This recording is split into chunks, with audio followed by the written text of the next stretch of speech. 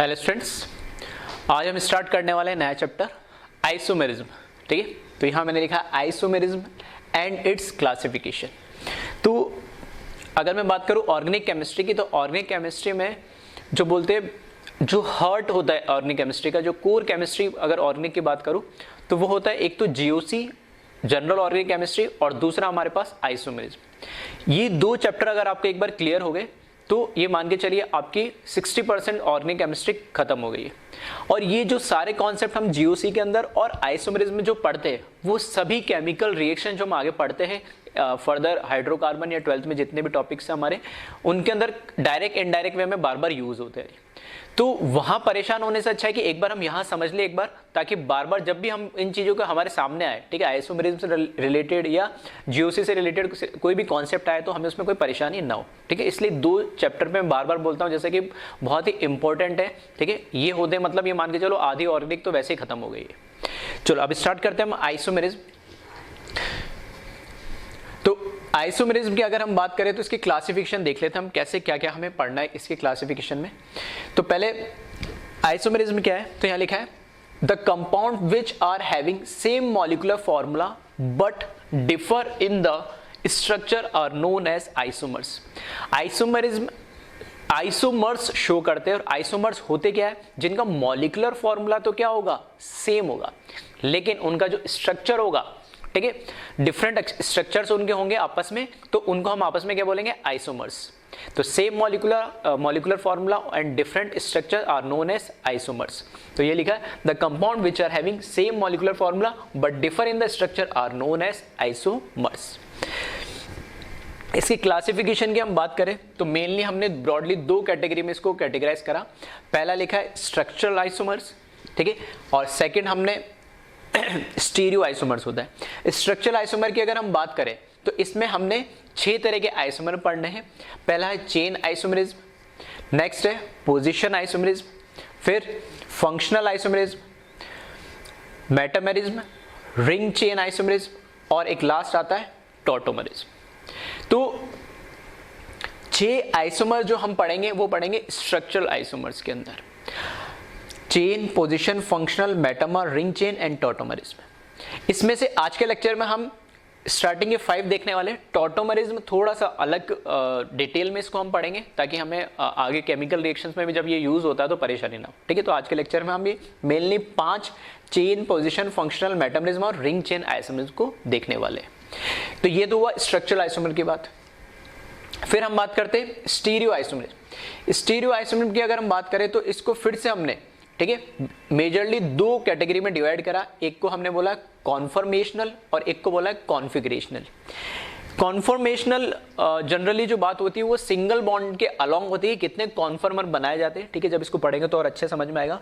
और कॉन्फिगरेशनल हम जनरली यहाँ पर 3D के अंदर, 3D के रेस्पेक्ट में हम बात करते हैं। अगर कॉन्फिगरेशनल की एक बात करें तो इसको फर्दर हमने 2 कैटेगरी में डिवाइड करा, एक तो ज्योमेट्रिकल और दूसरा इसको डिवाइड करा हमने ऑप्टिकल के अंदर। ज्योमेट्रिकल के अंदर बेसिकली हम पढ़ते हैं एक सिस और एक पढ़ते हैं ट्रांस। तो यहाँ पे फर्दर इसको डिवाइड करा सिस आइसोमेरिज्म और एक इसको लिखा है फिर से ट्रांस आइसोमेरिज्म। तो ये थोड़ा सा फ्लो चार्ट है जो आइसोमेरिज्म के बारे में हमें पढ़ना है। नहीं, ठीक है, तो चार्ट ही थोड़ा सा आपको दिख रहा होगा बड़ा है, तो ये टॉपिक भी वैसे थोड़ा बड़ा है। तो पहले हम पढ़ेंगे स्ट्रक्चरल आइसोमर। स्ट्रक्चरल आइसोमर के अंदर हमें 6 तरह के आइसोमर पढ़ने हैं। और फिर हम पढ़ेंगे स्टीरियो आइसोमर्स। स्टीरियो आइसोमर में हम कॉन्फॉर्मेशनल और कॉन्फिगरेशनल अलग अलग पढ़ेंगे, और कॉन्फिगरेशनल के अंदर भी ज्योमेट्रिकल और ऑप्टिकल हम अलग अलग देखेंगे। ठीक है, तो मेजरली अगर मैं बात करूं तो एक स्ट्रक्चर वाला ये टॉपिक अलग है, कॉन्फॉर्मेशनल अलग टॉपिक है 2, ठीक है, और इसमें ज्योमेट्रिकल अलग है और ऑप्टिकल अलग है। तो 4 मेजर टॉपिक इसमें हमें देखने हैं। ठीक है, तो एक बार ये वीडियो पॉज करके और फ्लो चार्ट जो हमने बनाया इसको कॉपी कर ले, और आइसोमेरिज्म की जो डेफिनेशन लिखी है वो भी आप लिख ले, और फिर हम इसमें आगे बढ़ते हैं।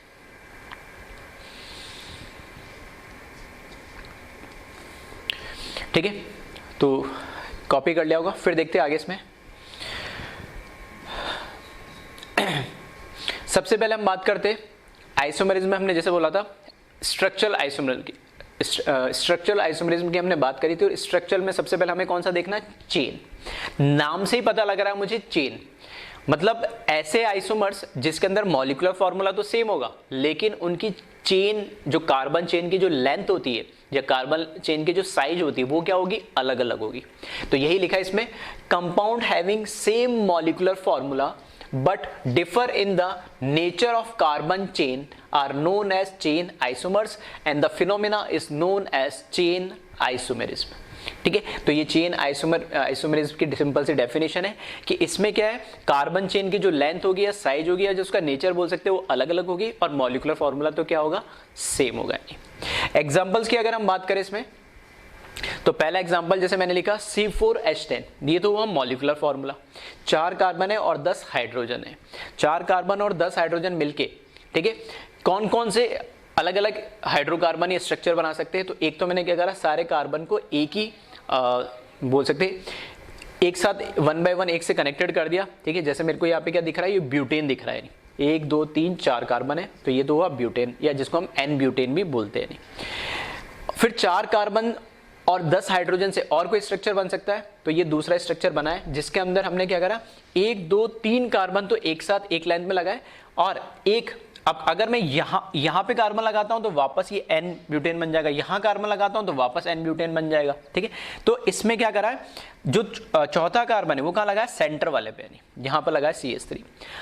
कुछ लोगों को होता है कि सर एक बार मैं काउंट कर लूँ, तो काउंट करके भी देख लेना, यहाँ तो दिख ही रहा 2 4 6। ठीक है, यहाँ पे थोड़ा सा इसको करेक्ट कर लेना, यहाँ पर क्या आएगा, CH3 आएगा।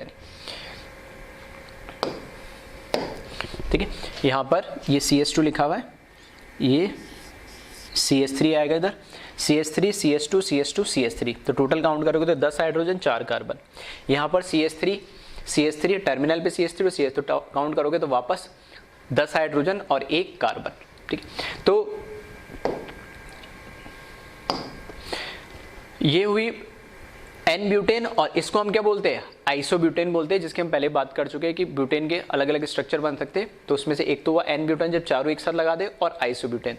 तो इसमें देखोगे कि मॉलिक्यूलर फॉर्मूला तो दोनों का क्या है, सेम है, लेकिन यहाँ पर क्या है, जो इनकी चेन की लेंथ है, अगर मेन चेन अगर मैं काउंट करूँ, ठीक है, अगर मेन चेन अगर मैं काउंट करूँ तो मेन चेन में आप देखेंगे कि यहाँ पे 1 2 और ये 3, जबकि इसकी मेन चेन में 1 2 3 और कितने 4 कार्बन आ रहे हैं। तो यहाँ पे मेन चेन में, पेरेंट चेन में बोलते हैं, मेन चेन बोलते हैं, उसमें 4 कार्बन और इसमें जबकि कितना आ रहे हैं, 3 ही कार्बन आ रहे हैं। तो इस तरीके से इसमें चेन की लेंथ अलग अलग मिलेगी, लेकिन मॉलिक्यूलर फॉर्मूला क्या मिलेगा आपको, सेम मिलेगा। ठीक है, तो इसको एक बार वीडियो पॉज करके कॉपी कर ले।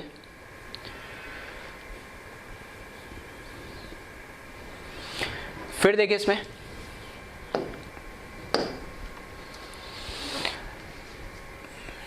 नेक्स्ट एग्जांपल देखिए, इसमें C4H8O, 4 कार्बन 8 हाइड्रोजन और 1 ऑक्सीजन।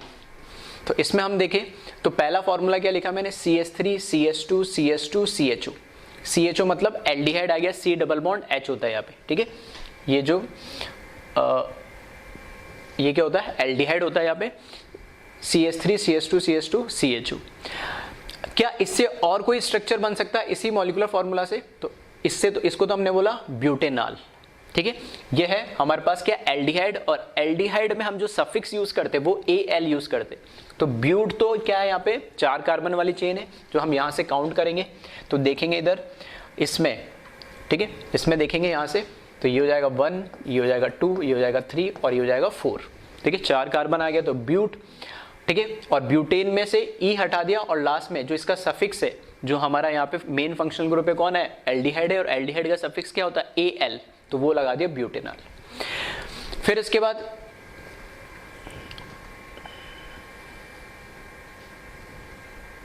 ठीक है, फिर उसके बाद अगर हम देखें क्या इसी मॉलिक्यूलर फॉर्मूला से और कोई स्ट्रक्चर बन सकता है, तो फिर से यहां पर आप देखोगे तो 1 2 और 3।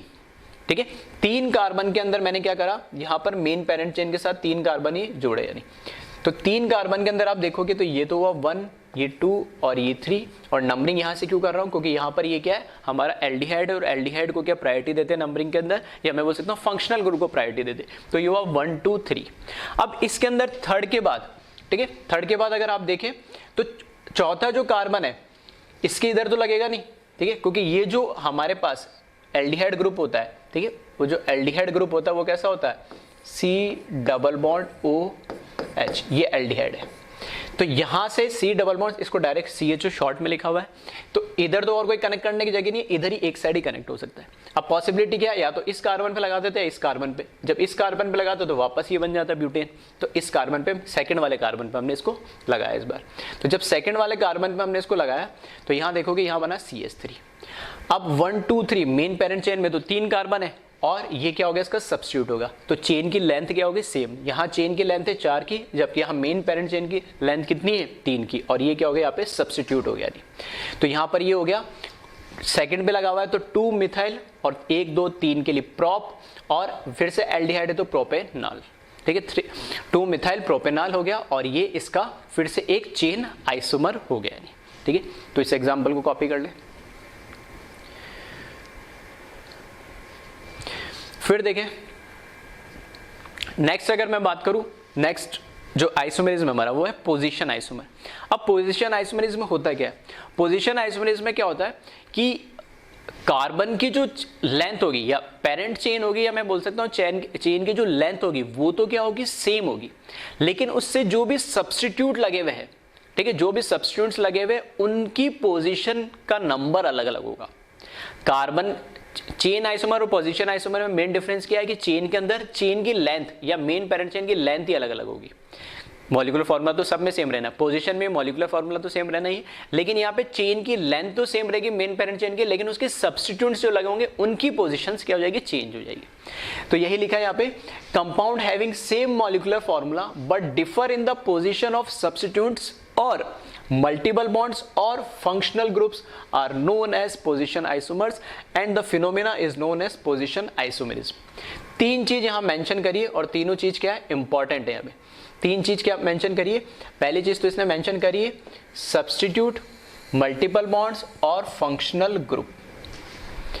ठीक है, मैंने बोला कि किसकी पोजीशन में डिफरेंस हो सकता है, तो या तो वो कोई सब्स्टिट्यूट हो सकता है, या फिर कोई वो मल्टीपल बॉन्ड हो सकता है, या फिर कोई फंक्शनल ग्रुप हो सकता है।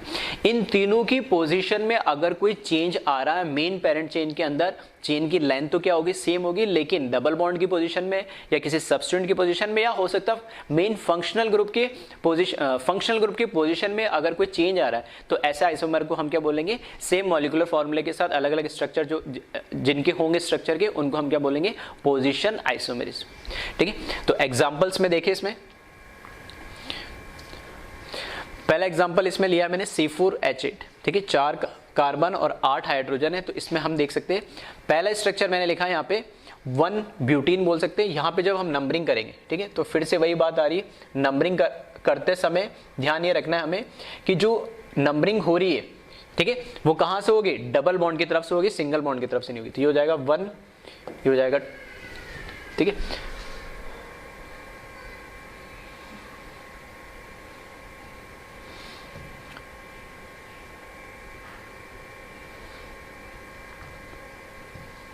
ठीक है। तो यहां पर हो जाएगा ये 1, ये हो गया 2, ये हो गया 3 और ये हो गया 4। क्लियर है। तो नंबरिंग कहां से करी हमने, जहां से डबल बॉन्ड आ रहा है, सिंगल बॉन्ड को नहीं, डबल बॉन्ड से 1 2 3 4।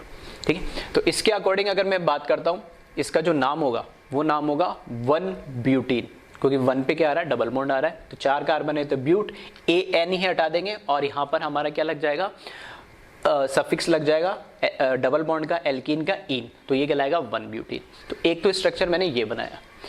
दूसरा अगर मैं बात करूं, इसमें सेम 1 2 3 4 कार्बन है, लेकिन अब की बार जो डबल बॉन्ड है, ठीक है, अब की बार जो डबल बॉन्ड है वो आप देखोगे तो उसकी पोजीशन क्या हो गई है, चेंज हो गई है। यानी अब यहां से 1 2 3 लिखो या यहां से लेफ्ट से लिखो, राइट से लिखो, कोई फर्क नहीं पड़ता, क्योंकि यहां पर देखोगे जब अगर मैंने लेफ्ट से करी तो 1 2 3 और 4, यहां से करोगे तो भी 2 आएगा, यहां से करेंगे 1 2 3 4, तो यहां से भी डबल बॉन्ड 2 पे आएगा। तो कहीं से भी नंबरिंग कर दो, कोई फर्क नहीं पड़ता, मिनिमम लोकेट नंबर दोनों से सेम आ रहा है। तो यहाँ पे 1 पे एल्कीन आ रहा है और यहाँ पे जबकि 2 पे एल्कीन आ रहा है, या डबल बॉन्ड आ रहा है। तो देखोगे मॉलिक्यूलर फॉर्मूला देखोगे तो 1 2 3 4 कार्बन, इसमें भी 1 2 3 4 कार्बन। हाइड्रोजन की बात करेंगे तो 3 और 2 5 और 1 6 और 2 8, 3 और 1 4 और 1 5 और 3 8। तो हाइड्रोजन भी सेम है, बस चेंज किस में आ रहा है, डबल बॉन्ड की पोजीशन में। जो हमने बोला कि कोई भी मल्टीपल बॉन्ड का मतलब क्या, या तो डबल बॉन्ड होगा या ट्रिपल बॉन्ड होगा, तो इनकी पोजीशन में चेंज आ रहा है। तो यहां पर मैं कह सकता हूं कि ये जो 2 ब्यूटीन है वो 1 ब्यूटीन का क्या पोजीशन आइसोमर, क्यों? क्योंकि पोजीशन आइसोमर में क्या होता है, सब्स्टिट्यूएंट डबल बॉन्ड या किसी फंक्शनल ग्रुप की पोजीशन चेंज होती है, मेन पेरेंट चेन जहां पे भी 4 की यहां पे भी 4 की वो सेम रहती है। तो मॉलिक्यूलर फॉर्मूला भी दोनों का सेम है, मेन पेरेंट चेन भी सेम है, बस किसमें डिफरेंस आ रहा है, इनकी पोजीशंस के अंदर। ठीक है, तो ये कहलाता है पोजीशन आइसोमर। तो इसको एक बार आप वीडियो पॉज करके कॉपी कर ले।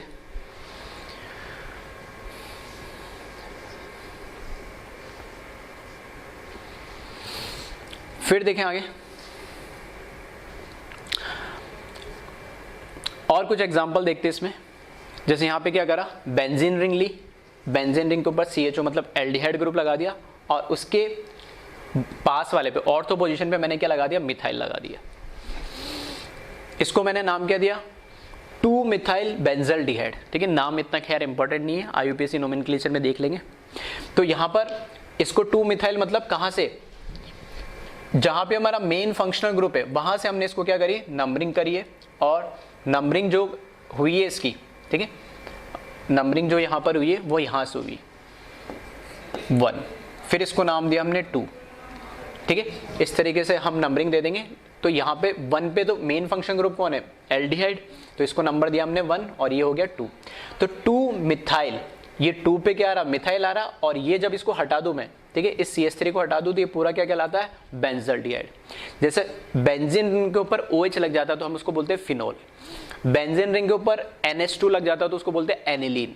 ऐसे ही बेंजीन रिंग के ऊपर CHO लग जाता है तो वो कहलाता है बेंजल्डिहाइड। एल्डिहाइड है तो बेंजीन और एल्डिहाइड मिलके बेंजल्डिहाइड बनाते। तो ये पूरा तो हुआ बेंजल्डिहाइड, और इसके रेस्पेक्ट में कौन सी पोजीशन पे लगा हुआ है, 2 पे, तो ये कहलाएगा 2 मिथाइल बेंजल्डिहाइड। या फिर हम जैसे ऑर्थो मेटा पैरा की रेस्पेक्ट में बात करते हैं तो ये कहाँ, इसके रेस्पेक्ट में कौन सी पोजीशन पे लगा हुआ है, ये ऑर्थो पोजीशन पे लगा हुआ है। ठीक है, ये पोजीशन कौन सी है इसकी, ऑर्थो पोजीशन है ये। ठीक है, ये पोजीशन कौन सी है इसकी, ऑर्थो है, जिसको हम O से भी रिप्रेजेंट करते हैं। ठीक है, ऑर्थो पोजीशन है, तो ये ऑर्थो पोजीशन पे लगा हुआ है, तो इसको हम बोलते हैं ऑर्थो या O टॉल्विन, क्योंकि CH3 और CH3 और जो बेंजीन रिंग होता है उसको टॉल्विन भी बोलते हैं, तो टॉल्वल्डिहाइड बोला गया है इसको। ठीक है, तो खैर इतना इंपॉर्टेंट नहीं है, कॉमन नेम वगैरह है, लेकिन हाँ इसमें क्या है, या तो इसके रेस्पेक्ट में मैं बोल सकता हूँ इसको 2 मिथाइल, या फिर क्या बोल सकता हूँ, ऑर्थो भी बोल सकता हूँ। अब सेम अगर मैं बात करूँ, ठीक है, अगर मैं सेम बात करूँ, ऐसा ही कोई दूसरा फॉर्मूला पॉसिबल है तो बिल्कुल पॉसिबल है। बेंजीन रिंग मैंने लगाया, उस बेंजीन रिंग के ऊपर मैंने फिर से क्या करा, या एक जगह तो लगाया मैंने CHO, और इसके अगर मैं बात करूं यहां से इसको नंबरिंग दी अगर मैंने 1, ठीक है, अगर मैंने इसको नंबरिंग दी है क्या 1, तो यहां से मैं नंबर दिया इसको 1, ये हो गया 2, ये क्या हो गया 3। यहां से करेंगे तो नंबरिंग ज्यादा आएगी लेफ्ट से, इसलिए मैंने राइट से शुरू करा। तो यहां इसके रेस्पेक्ट में 2 पे लगा हुआ और यहाँ 1 के रेस्पेक्ट में 3 पे लगा हुआ है।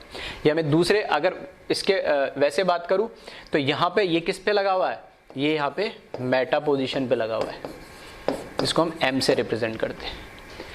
ठीक है, तो बेंजीन रिंग इसमें भी है, इसमें भी है, CHO ग्रुप इसमें भी है, इसमें भी है, CH3 इसमें भी, इसमें भी, बस डिफरेंस कह रहा है इनकी पोजीशन पे, या 1,2 पे लगा हुआ है और यहाँ 1,3 पे लगा हुआ है, या मैं बोल सकता हूँ इस बेंजल्डिहाइड के ऑर्थो पोजीशन पे लगा हुआ है, या फिर इस बेंजल्डिहाइड के अंदर मेटा पोजीशन पे लगा हुआ है। ठीक है, तो फिर से ये क्या हो गया, हमारे पास पोजीशन आइसोमर हो गया। तो इसका नाम वही दिया है, 3 मिथाइल बेंजल्डिहाइड या फिर और मेटा टॉल्वल्डिहाइड। ठीक है, कुछ भी दे सकते हैं। तो ऐसा नहीं है कि लीनियर चेंज हो सकता है, साइक्लिक कंपाउंड भी कोई हो सकता है, बस उसमें हमें ये देखना है कि पोजीशन में डिफरेंस है, बाकी मेन चेन पेरेंट चेन क्या हो सेम हो। तो मेन पेरेंट चेन में देख सकते हो हमने अगर ऐसे नंबरिंग करी तो पूरी क्या आएगी 6 ही आएगी, 6 पे एक CHO लगा रहा है, यहाँ पे भी 6 पे एक CHO लगा हुआ है, तो वो तो सेम ही है। ठीक है, तो ये एग्जाम्पल कॉपी कर ले फिर से।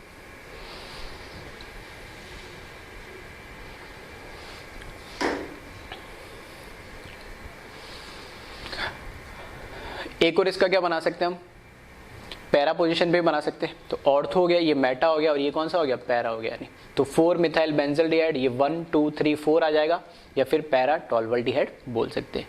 ठीक है, तो 3 इसमें क्या, अगर मैं वापस इस जगह इस साइड लगाता हूँ तो वापस इस साइड लगाऊंगा तो वो कौन सा बन जाएगा, मेटा बन जाएगा। और नंबरिंग जब मैं करूंगा तो अब की बार राइट से ना करके कहाँ से कर सकता हूँ, लेफ्ट से, तो 1 2 3 आ जाएगा, तो वो सेम ही आ जाएगा। फिर इधर लगाता हूँ मैं तो फिर वापस और तो 1 2 हो जाएगा, वहां से करो यहाँ से करो, एक ही बात है। ठीक, तो 3 इसमें पोजिशन आइसोमर पॉसिबल है, जिसको कॉपी करें। फिर देखें नेक्स्ट फंक्शनल आइसोमर। ठीक है। फंक्शनल आइसोमर के अंदर क्या होता है कि हमें सेम मॉलिक्यूलर फॉर्मूला के साथ अलग अलग क्या मिलेंगे, फंक्शनल ग्रुप मिलेंगे, ठीक है। तो उसको हम क्या बोलेंगे, फंक्शनल आइसोमर।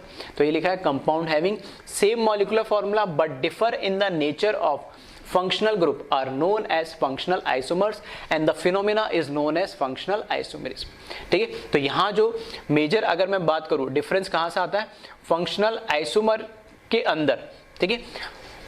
यहाँ पे फंक्शनल ग्रुप जो होते, ठीक है, differ in the nature of functional group है, ठीक है, differ in the nature of the functional group है। ये इंपॉर्टेंट चीज है इसके अंदर कि मॉलिक्यूलर फॉर्मूला तो सेम होगा, लेकिन मॉलिक्यूलर फॉर्मूला के अलावा उसमें जो मेजर डिफरेंस होगा वो किसके अंदर डिफरेंस होगा, उनके फंक्शनल ग्रुप के नेचर के, मतलब अलग अलग फंक्शनल ग्रुप होंगे सेम मॉलिक्यूलर फॉर्मूला के साथ। तो कैसे होगा, तो यहां पर एक एग्जाम्पल से हम इसको समझते हैं, ठीक है। अब इसमें दोनों पॉसिबल है, साइक्लिक भी हो सकता है और एसाइक्लिक या ओपन चेन भी हो सकता है। अब कैसे हमें पता लगेगा कि साइक्लिक है ओपन चेन है, ठीक है, इसको हम बाद में डिस्कस करेंगे। इसके लिए एक टर्म हम यूज करते हैं DU, कैपिटल DU, ठीक है, उसको हम बोलते हैं डिग्री ऑफ अनसैचुरेशन, ठीक है, इसको बोलते हैं हम डिग्री ऑफ अनसैचुरेशन।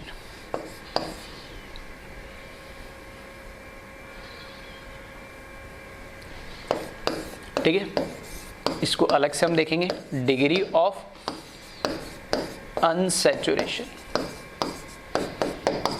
और शॉर्ट में इसको बोला जाता है DU। तो हर एक कंपाउंड का एक DU होता है, ठीक है, हर एक कंपाउंड का एक DU होता है, डिग्री ऑफ अनसैचुरेशन होता है, ठीक है। वो डिग्री ऑफ अनसैचुरेशन हम कैसे कैलकुलेट करेंगे इसको हम अलग से देखेंगे, बस यहाँ मैंने एक नाम मेंशन कर दिया ताकि, ठीक है, आपको भी एक आइडिया लगेगा जब हम पढ़ेंगे तब, हाँ इस बारे में हमने बात करी थी तो वो क्या चीज़ है, किसके रिगार्डिंग होता है, ठीक है। तो वो डिग्री ऑफ अनसैचुरेशन क्या है, उससे हमें, या DU क्या है, उससे हमें पता लगता है कि ये कंपाउंड ओपन चेन होगा या साइक्लिक होगा। दूसरा हमें ये बताता है कि इसमें डबल बॉन्ड या ट्रिपल बॉन्ड कितने होंगे, ठीक है। सब चीज़ें हमें कहाँ से पता लगती है, DU से पता लगती है। तो इसको हम बाद में देखेंगे अलग से, अभी सिर्फ मैंने एक नाम मेंशन करा ताकि आपको ध्यान रहे। तो यहाँ पर अगर मैं बात करूँ,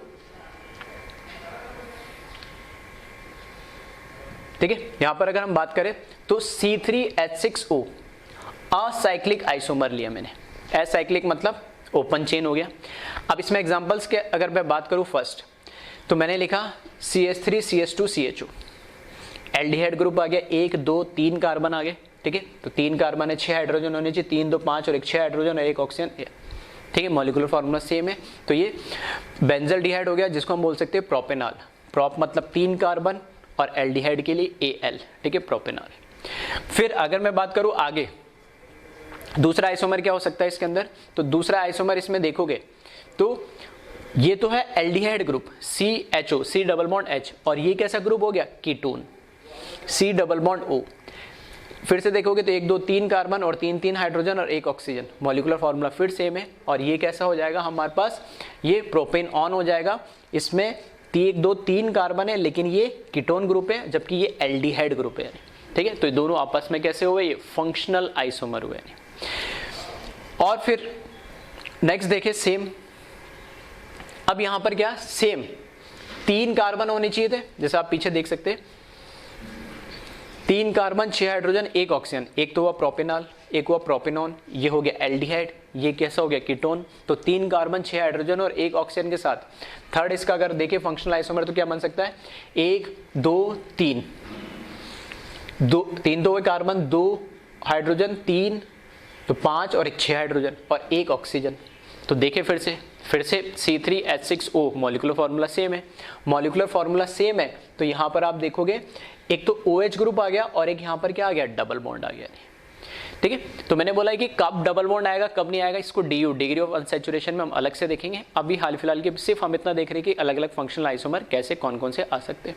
तो इसमें कौन सा आ गया, OH एल्कोहल ग्रुप हो गया, एल्कोहल के साथ में यहाँ पे डबल बॉन्ड भी आ रहा है क्योंकि वो हमें DU से पता लगता है। तो इसकी अगर मैं बात करूँ तो कहाँ से काउंट करेंगे, जहाँ फंक्शनल ग्रुप लगा हुआ है, ठीक है, जब फंक्शनल ग्रुप लगा हुआ है तो इसकी जब हम काउंटिंग करेंगे तो हम इसमें देखेंगे यहाँ से 1 2 3, ठीक है। तो प्रॉप 1 2 3 कार्बन, सेकेंड पे डबल बॉन्ड आ रहा है तो 2 इन, और 1 पे अल्कोहल आ रहा है तो 1 ऑल, प्रॉप 2 इन 1 ऑल। तो ये हुआ हमारे पास तीसरा फंक्शनल आइसोमर। पहला वाला कौन सा था, एल्डिहाइड, दूसरा वाला कौन सा था, कीटोन, तीसरा कौन सा आ गया, अल्कोहल।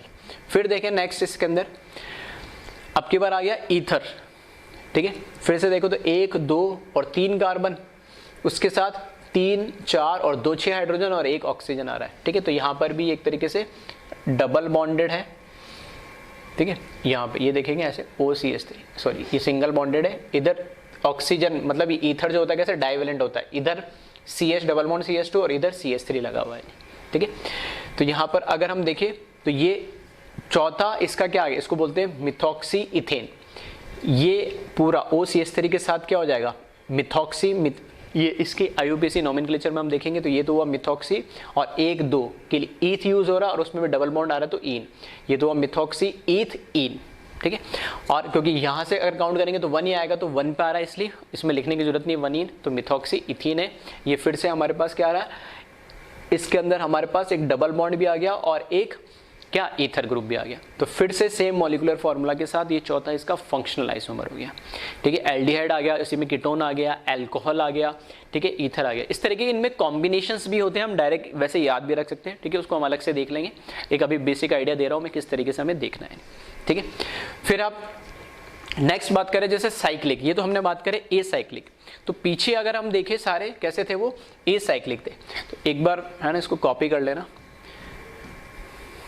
ठीक है। फंक्शनल आइसोमर एक बार वीडियो पॉज करके इसको कॉपी कर ले, डेफिनेशन विद एग्जांपल, फिर हम आगे बढ़ते हैं, ठीक है। तो फंक्शनल आइसोमर के पहला जो एग्जांपल लिया उसके 2 फंक्शनल आइसोमर तो ये है, और इसके आगे इतना कॉपी करने के बाद नेक्स्ट 2 एग्जांपल ये और लिख लेना, ठीक है। तो ये 4 फंक्शनल आइसोमर है आपस के अंदर। उसके बाद देखें साइक्लिक आइसोमेरिज्म। साइक्लिक आइसोमेरिज्म की अगर मैं बात करूं तो जो हमने अभी जो मॉलिक्यूलर फॉर्मूला लिखा था C3H6O, उसके ओपन चेन भी बन सकते हैं और साइक्लिक आइसोमर भी बन सकते हैं। तो 4 तो मैंने बनाया अभी के, क्या असाइक्लिक या ओपन चेन आइसोमर। उसी मॉलिक्यूलर फॉर्मूले के मैं साइक्लिक आइसोमर भी बना सकता हूं। तो चौथे के बाद जो 5th लिखा है वो अब बाकी वाले साइक्लिक है, इसलिए मैंने यहाँ पे क्या लिखा, साइक्लिक अलग लिख दिया। और ये 1 2 3 कार्बन, हर एक के ऊपर क्या होंगे 2 1 हाइड्रोजन, 2 हाइड्रोजन और 2 इधर, तो 2 4 और 6 हाइड्रोजन हुआ और 1 ऑक्सीजन हुआ, ठीक है। तो मॉलिक्यूलर फॉर्मूला अभी भी क्या है, सेम है, लेकिन कैसा हो गया, ये साइक्लिक ईथर हो गया, ठीक है। ये ओपन चेन ईथर है और ये साइक्लिक ईथर हो गया। तो इसका नाम है ऑक्सीटेन, ठीक है। खैर ये इतना इंपॉर्टेंट नहीं है इसका नाम, ठीक है। फिर IUPAC नेम होता है इसका 1,3-इपॉक्सी प्रोपेन, ठीक है। तो कैसे नेमिंग करते हैं हम आगे देखेंगे। तो ये हुआ साइक्लिक। नेक्स्ट एग्जांपल देखिए साइक्लिक में, तो यहाँ पर मैंने क्या करा, आपके पास 4 थी, आपके पास 3 मेंबर साइक्लिक रिंग बनाई। 3 मेंबर के अंदर आप देखोगे तो 1 2 और 3, 2 तो कार्बन है, 1 ऑक्सीजन है, तो 1 कार्बन तो अभी मिसिंग है, तो यहाँ पर 1 कार्बन और जोड़ दिया यहाँ पर। तो यहाँ पर जो ये कार्बन है ये कैसा हो गया, अब CH3। तो 1 2 3 कार्बन, 1 ऑक्सीजन, हाइड्रोजन काउंट कर ले तो इसके पास कितने होंगे, 1 बॉन्ड तो ये हुआ, तो रिमेनिंग कितने हो जाएंगे, 3 हाइड्रोजन। तो 3 हाइड्रोजन तो इस पे होंगे, 1 हाइड्रोजन यहाँ होगा, 1 2 3 बॉन्ड है तो 1 हाइड्रोजन यहाँ होगा और 2 हाइड्रोजन यहाँ होंगे। तो टोटल देखेंगे तो 3 और 1 4 और 2 कितने हो जाएंगे, 6 हाइड्रोजन, ठीक है। तो टोटल कितने होंगे हमारे पास, 6 हाइड्रोजन हो जाएंगे। तो 6 हाइड्रोजन और 1 ऑक्सीजन और 3 कार्बन मिला के टोटल हमारे पास क्या हो गया यहाँ पे, ठीक है। ये फिर से हमारे पास एक फंक्शनल आइसोमर मिल गया, बन गया। लेकिन यहां पर देखोगे आप तो इधर भी ईथर है, इधर भी ईथर है, लेकिन ये ईथर 4 मेंबर है, लेकिन ये ईथर कैसा 3 मेंबर है, ठीक है। तो यहां पर अगर हम इसके नाम की बात करें तो ये हो जाएगा 2 मिथाइल ऑक्सीरेन हो जाएगा। या IUPAC नाम की बात करें तो इसको बोलते हैं 1,2-इपॉक्सी प्रोपेन, ठीक है। तो नेमिंग पे ज्यादा परेशान मत होना। हाँ ये कि ये साइक्लिक है, ये भी साइक्लिक है, लेकिन वो 4 मेंबर है, ये क्या है 3 मेंबर यानी, ठीक है। फिर नेक्स्ट देखिए इसी तरीके से, तो अब की बार क्या करा हमने, फिर से 3 मेंबर लिया, लेकिन 3 मेंबर में देखोगे तो 1 2 3 कार्बन ले लिया अब की बार इसके अंदर, और जो 1 ऑक्सीजन था उसके साथ OH लगा दिया, हाइड्रोक्साइड मतलब मैं बोल सकता हूँ अल्कोहल ग्रुप आ गया। तो यहाँ पर OH, यहाँ पर H, और 1 2 3 और यहाँ पे तो कोई हाइड्रोजन नहीं होगा, यहाँ पे 2 हाइड्रोजन होंगे, यहाँ पे 2 हाइड्रोजन होंगे, तो 2 इधर 4, एक 5 और एक 6 हाइड्रोजन, एक ऑक्सीजन और एक ये 3 हमारे पास क्या मिल गए, कार्बन मिल गए। ठीक है, तो टोटल इस तरीके से यहाँ पर हमारे पास क्या हो गया, ये 6 C3H6O। ठीक है, मॉलिक्यूलर फार्मूला सेम आया, मॉलिक्यूलर फार्मूला सेम आया, लेकिन किसके अंदर आ रहा है, साइक्लिक के अंदर। तो साइक्लिक में भी मुझे क्या मिल गए, 3 इस तरीके से यहाँ पर क्या मिल गए, फंक्शनल आइसोमेरिक मिल गए, और यहाँ पर इसको क्या बोला गया, साइक्लोप्रोपेनॉल। क्लियर है? तो इनको कॉपी करें, तो ये 8 आप देख रहे हो ना, तो ये एक ही मॉलिक्यूलर फॉर्मूले से 8 फंक्शनल आइसोमर बने, उसमें से, ठीक है, 8 क्या, सॉरी 7, तो 4 तो ओपन चेन है और ये 3 कैसे है, उसमें साइक्लिक है, यानी लेकिन ये एक ही मॉलिक्यूलर फॉर्मूले से बने, यानी तो इनको कॉपी करें।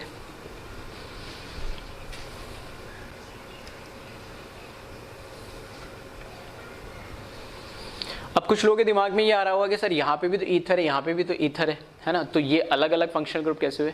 तो ईथर कोई फंक्शनल ग्रुप नहीं होता, सब्स्टिट्यूएंट होता है बेटा। ठीक है, तो यहाँ पर देखेंगे तो यहाँ पे ऑक्सीजन आ रहा है, इधर भी ऑक्सीजन आ रहा है, तो इधर मेन जो ईथर है, ठीक है, वो सब्स्टिट्यूएंट के जैसे, तो इधर तो साइक्लिक रिंग में आ रहा है और इधर मैं बोल सकता हूँ इस मिथाइल के साथ ये साइक्लिक फॉर्म में जुड़ा हुआ है। ठीक है, तो नॉमेनक्लेचर देखोगे तो वहाँ थोड़ा और अच्छे समझ में आएगा कि यहाँ पर ये सब्स्टिट्यूएंट कैसे है, उस नेमिंग से आपको थोड़ा और क्लियर हो जाएगा। ठीक है, तो अभी के लिए ये क्या अलग अलग, क्योंकि अभी हम रिंग चेन भी पढ़ने वाले, तो रिंग चेन के अंदर क्या होता है, एक रिंग के फॉर्म में होता है एक स्ट्रक्चर और एक चेन के फॉर्म में होता है, लेकिन रिंग के अंदर भी 2 अलग अलग रिंग की साइज सेम मॉलिक्यूलर फार्मूला, तो उसको भी रिंग चेन हम आइसोमर बोलते हैं। तो वैसा देखने को लगता है कई बार कि ये भी रिंग है, ये भी रिंग है, दोनों का मॉलिक्यूलर फार्मूला सेम है, लेकिन इसकी रिंग की साइज अलग है, इसके रिंग की साइज अलग है, लेकिन उससे ये थोड़ा डिफरेंट है। कैसे डिफरेंट है, तो मैं यहाँ पे वही बता रहा था कि ये अलग अलग फंक्शनल ग्रुप कहला रहे हैं, क्योंकि यहाँ पे सिर्फ ईथर है और जबकि यहाँ पर एल्केन के साथ ईथर एज ए सब्स्टिट्यूएंट हो गए। ठीक है, इसको कॉपी कर ले एक बार।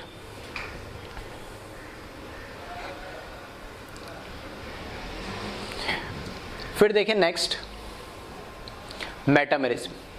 ठीक है, नेक्स्ट जो है मेटामेरिज्म। मेटामेरिज्म के अंदर क्या है, कंडीशन है। कंडीशन ये कि ऐसे ग्रुप के अंदर ही दिखाता है जो कैसा हो, कम से कम बाईवैलेंट हो। बाईवैलेंट मतलब उसके एक साइड हाइड्रोकार्बन चेन चल सके और दूसरे साइड भी क्या चल सके, हाइड्रोकार्बन चेन चल सके। उन दोनों हाइड्रोकार्बन चेन की साइज में जो डिफरेंस होता है वो स्ट्रक्चर्स हमारे क्या कहलाते हैं, मेटामेरिज्म कहलाते हैं। तो वही लिखा है, compound having same molecular formula but differ in the nature of alkyl group attached to the same functional group are known as metamers and the phenomena is known as metamerism। यहाँ पे जो इसने मेंशन करा है कि हमारे पास alkyl group जो attached है, ठीक है, सेम फंक्शनल ग्रुप के, ठीक है, लेकिन but differ in the nature of alkyl group attached to the functional group. Same molecular formula होगा, लेकिन मैं बता रहा हूं जैसे बाईवैलेंट है तो एक लेफ्ट में उसके हाइड्रोकार्बन की चेन होगी, राइट में चेन होगी, तो एक बार लेफ्ट की चेन और राइट की चेन, अगर मैं यहाँ पे 4 कार्बन है, राइट में 3 कार्बन है, तो 4 3 दूसरे स्ट्रक्चर मैंने यहाँ 2 लिए और यहाँ पर 1 बढ़ा दिया। ठीक है, इस तरीके से अलग अलग उसमें क्या बन जाते हैं, स्ट्रक्चर बन जाते हैं, तो उसको हम क्या बोलते हैं, मेटामेरिज्म बोलते हैं। एग्जाम्पल से और बेटर समझ में आएगा। ठीक है, तो एग्जाम्पल देखे इसका, जैसे यहाँ पे मैंने लिया molecular formula C4H10O, molecular formula तो सेम होना ही चाहिए, पहली कंडीशन तो ये है ही। दूसरी फिर देखे इसमें एग्जांपल, तो ये ऑक्सीजन है, उसके लेफ्ट में 2 कार्बन की चेन है और राइट में भी 2 कार्बन की चेन है। अब मैं इसका अगर मेटामर मेरे को बनाना है, ठीक है, इथॉक्सी इथेन बोलते हैं, इसका अगर मेटामर मुझे बनाना है तो मेटामर बनाएंगे, तो अब की बार लेफ्ट में मैंने 1 कार्बन रख दिया और 1 कार्बन उठा के राइट में लगा दिया, तो यहाँ होगी 3 कार्बन की चेन। तो ऐसे कंपाउंड जो कम से कम बाईवैलेंट हो, तो उसके अंदर लेफ्ट राइट में देखोगे तो वो कार्बन की चेन की साइज में क्या होगा, एल्काइल ग्रुप में क्या आएगा, डिफरेंस आएगा। तो यहाँ 2 2 आ रहा है और यहाँ 1 और 3 आ रहा है, तो ये आपस में क्या कहलाएंगे, मेटामर कहलाएंगे। ठीक है, तो एक बार इसको ठीक है, पीछे तो कॉपी कर ही लिया था आपने, इसको भी कॉपी कर ले एक बार, वीडियो पॉज करके।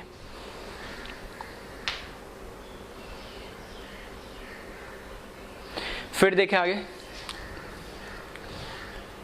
फिर एक और एग्जांपल इसमें C5H10O। ठीक है, तो यहाँ पे बीच में थोड़ा सा मिसप्रिंट हुआ है, इसको करेक्ट कर लेना।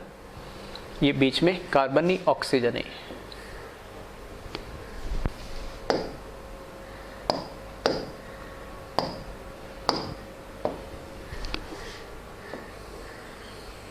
ठीक है, ये ऑक्सीजन है, तो ऑक्सीजन के लेफ्ट साइड में एक ऑक्सीजन दिख रहा है, तो वो ऑक्सीजन ये, और 5 कार्बन है तो 2 कार्बन इधर, और आई थिंक अच्छा वो सही था यानी मैं इसको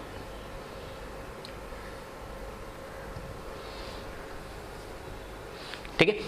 1 2 सी डबल बॉन्ड ओ, मैंने बोला कम से कम बाइवेलेंट होना चाहिए, तो यहाँ पर सी डबल बॉन्ड ओ, ये क्या है कीटोन, तो कीटोन के लेफ्ट साइड में इथेन है और इस साइड भी इथेन है, 2 कार्बन है, ठीक है।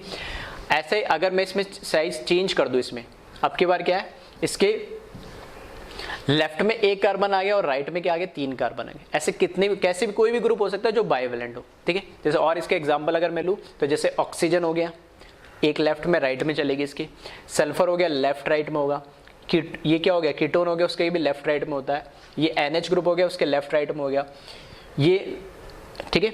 और ठीक है, ये क्या हो गया हमारे पास एस्टर हो गया, सी डबल बॉन्ड ओ, तो इसके भी लेफ्ट में और राइट में इस तरीके से। तो ये सारे वो क्या फंक्शनल ग्रुप है जो मेटामरिज्म शो कर सकते हैं, ठीक है। तो यहाँ पे वही लिखा है compound having O S C double bond O NH C double bond functional group only exhibit metamerism, मतलब जिनके अंदर कम से कम बाइवेलेंट उनकी वैलेंसी हो, मतलब दोनों साइड कार्बन चेन अलग अलग शो कर सकता हो। जैसे अगर मैं बात करूँ एल्डिहाइड की, तो एल्डिहाइड के अंदर क्या आ गया लिमिटेशन आ गई हमारे पास।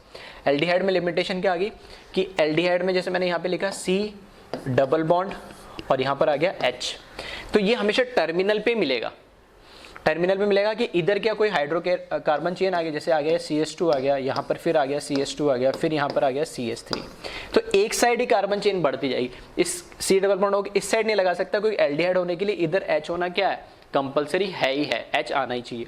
तो ऐसे ग्रुप ये क्या मेटामरिज्म शो नहीं करेंगे, वही ग्रुप शो करेंगे जो क्या होगा बाइवेलेंट और दोनों साइड कार्बन चेन आ सकती हो। जैसे कि जैसे मैंने कार्बोक्सिलिक एसिड ले लिया, तो ये एल्डिहाइड की जगह क्या लगाना पड़ेगा OH, तो फिर ये OH फिक्स हो गया सी डबल बॉन्ड के साथ, इधर और कुछ नहीं लग सकता, इधर ही लगेगा नहीं, तो ये फिर से मेटामरिज्म शो नहीं करेगा। तो वही लिखा है कि ऑक्सीजन सल्फर कीटोन, ठीक है, ये अमाइन का डेरिवेटिव है, ठीक है, ये एस्टर है, तो ये ऐसे ग्रुप है जिनके दोनों साइड में क्या हो सकता है कार्बन चेन अलग अलग हो सकती है, तो वो क्या शो करेंगे आसानी से हमें मेटामरिज्म शो करेंगे, ठीक है। तो इसको एक बार आप कॉपी कर लें।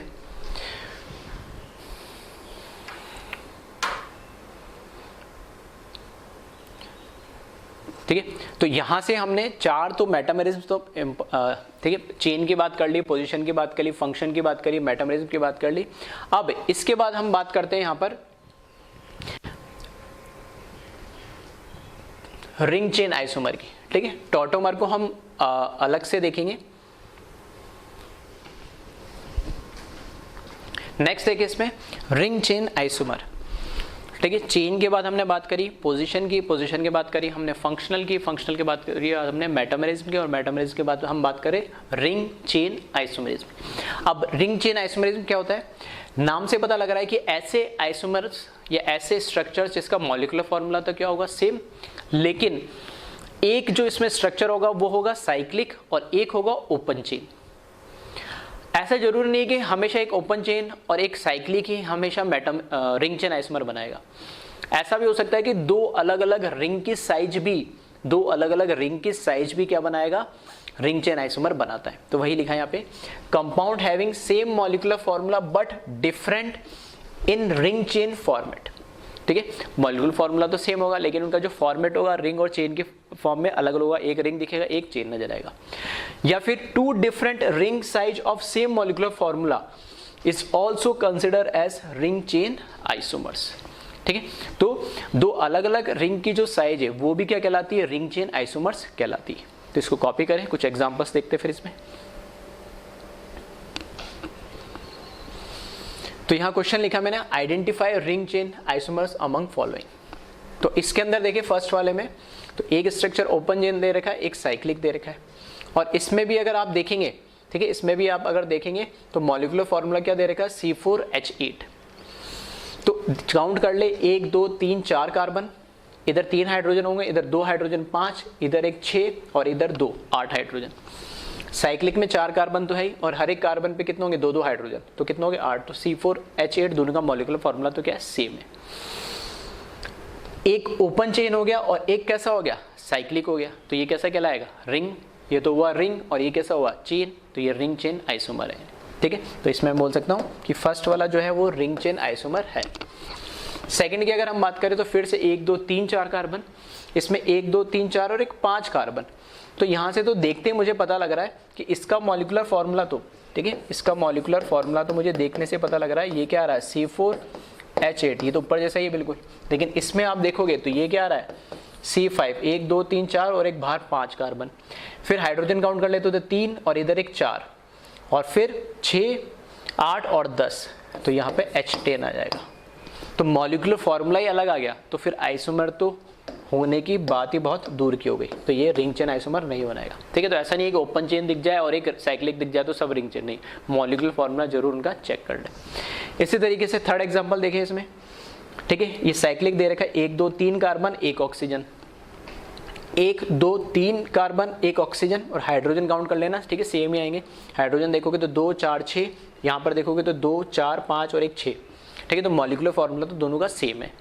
फिर ये 4 मेंबर रिंग है और ये क्या है 3 मेंबर रिंग है, यानी ठीक है 4 मेंबर है और ये क्या है 3 मेंबर रिंग है। तो 4 मेंबर और 3 मेंबर रिंग आने के बाद, ठीक है, तो मैं बोल सकता हूँ रिंग की साइज क्या होगी, इनकी अलग अलग होगी। रिंग की साइज अलग होगी तो भी रिंग चेन आइसोमर कहलाएगा।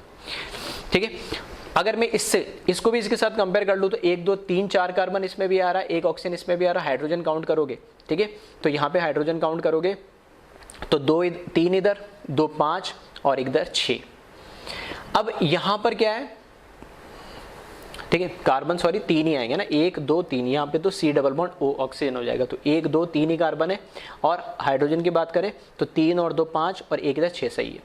अब मॉलिक्यूलर फॉर्मूला तो तीनों का C3H6O है, तो ये इसके साथ रिंग चेन बना रहा है, ये इसके साथ रिंग चेन बना रहा है और ये दोनों भी रिंग चेन है, मतलब तीनों आपस में क्या रिंग चेन आइसोमर है। अब कई लोगों के दिमाग में कंफ्यूजन आ रहा होगा कि सर इधर कोई दूसरा आइसोमर भी दिख रहा है, हमें फंक्शनल आइसोमर भी दिख रहा है। बिल्कुल बेटा पॉसिबल है ही। जब आप आइसोमरिज्म पढ़ेंगे, स्ट्रक्चरल आइसोमरिज्म स्पेशली, तो उसमें हो सकता है आपको कहीं चेन दिखे साथ में फंक्शन दिख जाए, या पोजीशन दिखे या आपको रिंग चेन दिख जाए, या मेटामरिज्म देखो उसके साथ को आपको फंक्शन दिख जाए। तो 1 2 अगर हम जब भी देख रहे हो स्ट्रक्चर के अंदर तो एक से ज्यादा आइसोमर्स स्ट्रक्चर आइसोमर बिल्कुल पॉसिबल है। तो उसी कंफ्यूजन को दूर करने के लिए किसको क्या कंसिडर करें, तो जनरली हमें जेईई मेंस और नीट की अगर मैं बात करूं तो इसमें सिंगल करेक्ट ऑप्शंस आते हैं हमारे क्वेश्चंस। सिंगल करेक्ट जो ऑप्शंस है उसके अंदर हमेशा बस हमें ये देखना है कि एक ही आइसोमर बताना पड़ेगा, कोई एक ही आंसर होगा।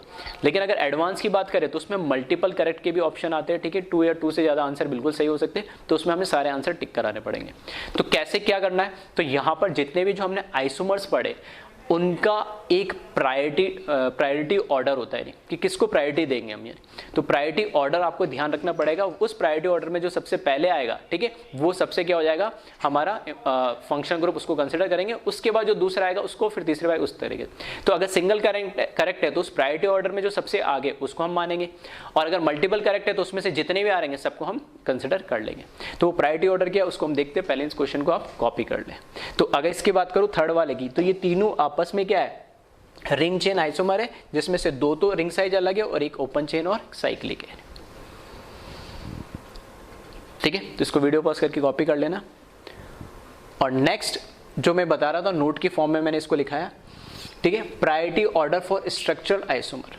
ठीक है, प्रायोरिटी ऑर्डर है, ये प्रायोरिटी ऑर्डर है स्ट्रक्चर आइसोमर का। तो इसमें हमें प्रायोरिटी कैसे देखनी है, तो ये प्रायोरिटी ऑर्डर जो दी गई है उसी में याद रखना। सबसे पहले हम प्रायोरिटी देंगे रिंग चेन को। अगर किसी के अंदर रिंग चेन आ रहा है सिंगल करेक्ट में हमेशा रिंग चेन मार्क करेंगे। अगर रिंग चेन नहीं है तो फिर देख ले फंक्शनल आ रहा है क्या। अगर फंक्शनल भी नहीं है तो फिर हम देख ले मेटामर हो रहा है क्या। मेटामर भी नहीं हो रहा तो देख ले चेन आइसोमर हो रहा है, और चेन भी नहीं हो रहा तो पोजीशन। एडवांस में अगर होता है तो इनमें से 2 3 जो भी बन रहे सबको टिक लगाते हैं। और मेंस और नीट के अगर से बात करूं तो सिंगल करेक्ट ऑप्शन होगा। तो इस प्रायोरिटी ऑर्डर में हम मार्क करेंगे आंसर को। सबसे पहले देख लेंगे रिंग चेन है या नहीं। रिंग चेन नहीं है तो फिर फंक्शनल को, फंक्शनल नहीं तो मेटामर को, और मेटामर नहीं तो चेन। तो अब किसी को जो कंफ्यूजन हो रहा था कि सर वहां पे कोई दूसरा आइसोमर भी नजर आ रहा है, तो सिंगल करेक्ट में ध्यान रखना, इस प्रायोरिटी ऑर्डर में हमें आंसर देना है। ठीक है, तो एक बार वीडियो पॉज करके इसको कॉपी कर लो और फिर से ध्यान से इस लेक्चर को देख लेना। और जो टॉटोमरिज्म है, ठीक है, उसको हम अलग से नेक्स्ट लेक्चर में स्टार्ट करेंगे। Okay, thank you class.